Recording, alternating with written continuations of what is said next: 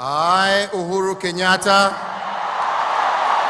for the first time since he was sworn into office for his second term,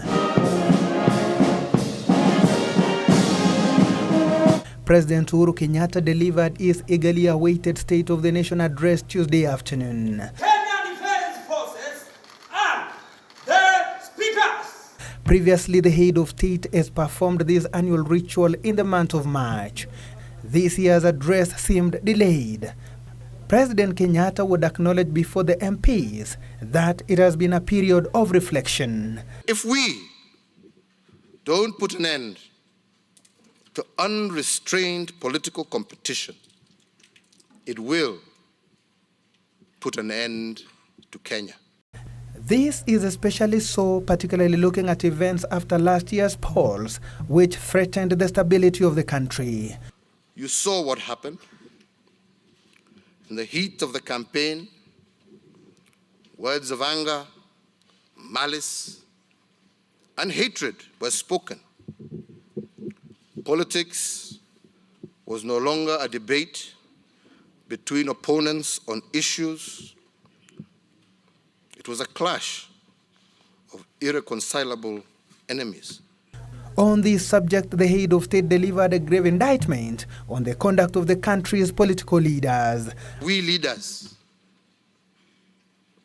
have to admit that last year we failed in our duty to preserve the unity of this country, and we must make amends.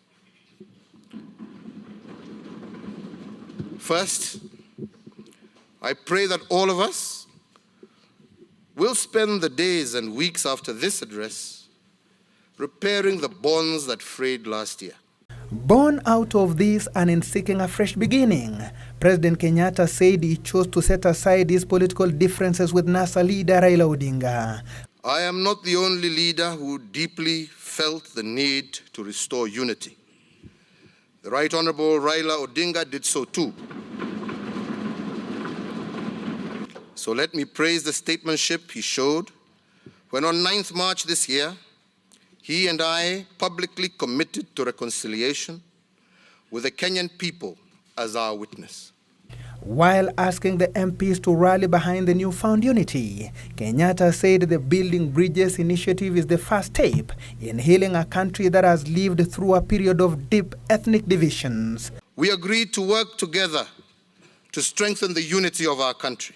The Right Honorable Raila Odinga and I stood together, not because we agreed on every item of politics or policy, but because we agreed that Kenya is greater and belongs to all of us. And in the true spirit of a fresh start, the head of state sought atonement of sins committed in the past. And since leadership is best done not by extorting, but by example, let me do as I have asked you all to do today and say that if there is anything I said last year that hurt or wounded you, if I damaged the unity of the country in any way, I ask you to forgive me and to join me and to join me in repairing that harm. Prior to this period of deep expression, the head of state had outlined successes of his regime, even as he drummed up support from the MPs to ensure success of the Big Four agenda. Eric Biegon reporting for Channel 1 News.